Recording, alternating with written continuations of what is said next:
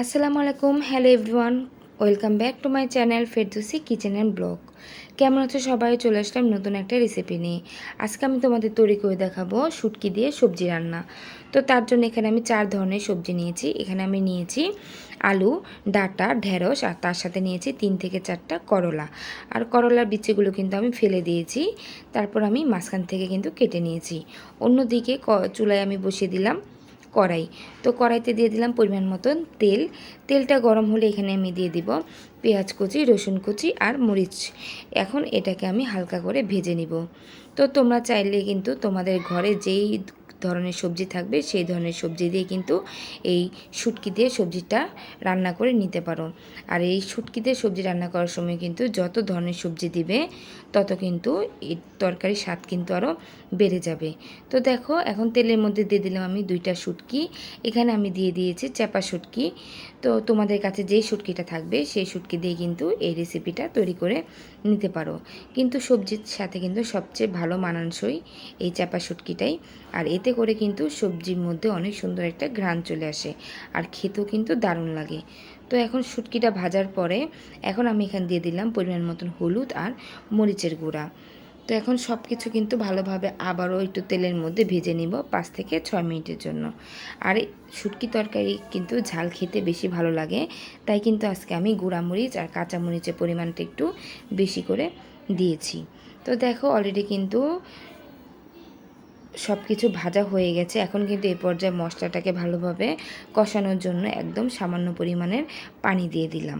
এখন পানিটা কিন্তু অলরেডি ফুটে উঠেছে আর মশলাটাও কিন্তু কষানো হয়ে গেছে। এই পর্যায়ে কিন্তু এখানে আমি পরিমাণ মতো লবণ অ্যাড করে দিলাম। আর লবণ অ্যাড করে দেওয়ার পরে এটাকে আবারও আমি নেড়ে চেড়ে নিলাম। এখন সব কিছু দেওয়ার পরে আমি যে কেটে রেখেছিলাম সবজিগুলো, সেই সবজিগুলো কিন্তু এখানে এখন আমি দিয়ে দিব। তো দেখো এখানে কিন্তু আমি কেটে রাখা সব সবজিগুলো দিয়ে দিব, কিন্তু তার মধ্যে কিন্তু এখানে আমি ঢ্যাঁড়সগুলো দিব না। ঢ্যাঁড়সগুলো আমি পরে পরে দিব, কারণ ঢ্যাঁড়সগুলো এখন দিলে কিন্তু ঢ্যাঁড়সটা গলে যাবে, তখন কিন্তু দেখতে ভালো লাগবে না আর খেতেও কিন্তু ভালো লাগবে না। তাই এখানে আমি আলু, ডাঁটা আর করলাটা কিন্তু দিয়ে দিলাম। এখন এই সবজিগুলোকে ভালোভাবে আমি কষিয়ে নিব। আর এখন এটাকে আমি ঢেকে 10 মিনিটের জন্য সবজিটাকে ভালোভাবে কষিয়ে নেব। তো তোমাদের কাছে যদি ঘরে বেগুন থাকে তাহলে অবশ্যই কিন্তু এই রেসিপিতে বেগুনটা অ্যাড করে দিবে, কারণ শুটকির মধ্যে বেগুন দিলে কিন্তু আরও বেশি মজা লাগে। তো আমার কাছে যেহেতু বেগুনটা এই মুহূর্তে ছিল না, তাই কিন্তু আমি বেগুনটা দিতে পারিনি। তো তোমাদের কাছে থাকলে অবশ্যই কিন্তু বেগুনটা এখানে দিয়ে দিবে। তো দেখো অলরেডি কিন্তু সবজিগুলো কষানো হয়ে গেছে ভালোভাবে। এখন কিন্তু এখানে দিয়ে দিলাম আমি কেটে রাখা ঢ্যাঁড়সগুলো। এখন ঢ্যাঁড়সটাকে দিয়ে ভালোভাবে আবারও মিক্সড করে দিতে হবে। তো যেহেতু এখানে ঢ্যাঁড়সটা আমি দিয়ে দিলাম এখন, তাই এটাকে আবারও কিন্তু আমি একটু ঢেকে 5 মিনিটের জন্য কষিয়ে নিব, যাতে করে ঢ্যাঁড়সটা ভালোভাবে কষানো হয়ে যায়। তো এমনভাবে কষাবে যাতে করে অর্ধেক রান্না কষানোতেই হয়ে যায় আর সবজিগুলো ভালোভাবে কিন্তু যাতে অর্ধেক পরিমাণের সিদ্ধ হয়ে যায়। তো দেখো এখন কিন্তু সব কিছু ভালোভাবে আমার কষানো হয়ে গেছে। এখন এটাকে আমি আবার একটু নেড়েচেড়ে নিলাম। তো দেখতেই পাচ্ছ এখানে কিন্তু কোনো আর অবশিষ্ট পানি নেই আর ভালোভাবে কিন্তু কষানো হয়ে গেছে। এখন এখানে আমি সামান্য পরিমাণের পানি দিয়ে দিব, যাতে করে সবজিগুলো আরও ভালোভাবে সিদ্ধ হয়ে যায়। আর অবশ্যই কিন্তু পানির পরিমাণটা এখানে কম দিবে, কারণ যেহেতু শুটকি তরকারি রান্না করব আর এটাকে আজকে আমি কোনো ঝোল রাখবো না। শুটকি তরকারিতে ঝোল রাখলে কিন্তু খেতে ভালো লাগে না।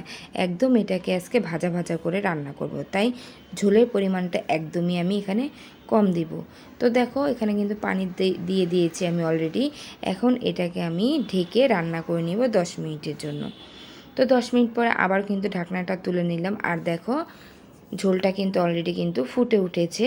তো এখন এটাকে আমি আবার একটু নাড়াচাড়া দিয়ে নিব।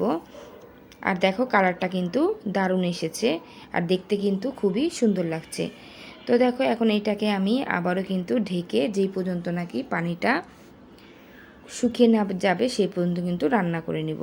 আর দেখতেই পাচ্ছ অলরেডি কিন্তু করলা আর ডাঁটাটা কিন্তু সিদ্ধ হয়ে গেছে আর আলুটাও কিন্তু আগের থেকে সিদ্ধ হয়ে গেছে আর ঢ্যাঁড়সটা তো সিদ্ধ হয়েই গেছে। তো এখন সব কিছুকে আবারও ভালোভাবে আমি রান্না করার জন্য আবারও ঢেকে দিব 10 মিনিটের জন্য আর পানিটা একদমই শুকিয়ে নিব। তো দেখো 10 মিনিট পরে চলে আসলাম, আর আমার তরকারি কিন্তু একদম অলরেডি কমপ্লিট হয়ে গেছে। আর দেখতেই পাচ্ছ পানি কিন্তু এখানে আর নেই, একদম আমি ভাজা ভাজা করে ভেজে নিয়েছি। আর এই তরকারি দিয়ে কিন্তু ভাত খেতে কিন্তু দারুণ লাগে, আর খুবই সুন্দর একটা ফ্লেভার ছেড়েছে। আর অবশ্যই কিন্তু তোমরা বাসায় এই রেসিপিটি ট্রাই করবে, খেতে কিন্তু দারুণ লাগে। তো তৈরি হয়ে গেল মজাদার শুটকি দিয়ে সবজি রান্নার রেসিপি। তো ভালো লাগলে অবশ্যই চ্যানেলটিকে পাশে থাকবে, আর লাইক কমেন্ট শেয়ার করে দিতে ভুলবে না। তো আজকে এই পর্যন্তই, আবারও দেখা হবে নতুন একটা রেসিপি নিয়ে। সেই পর্যন্ত ভালো থাকো, সুস্থ থাকো।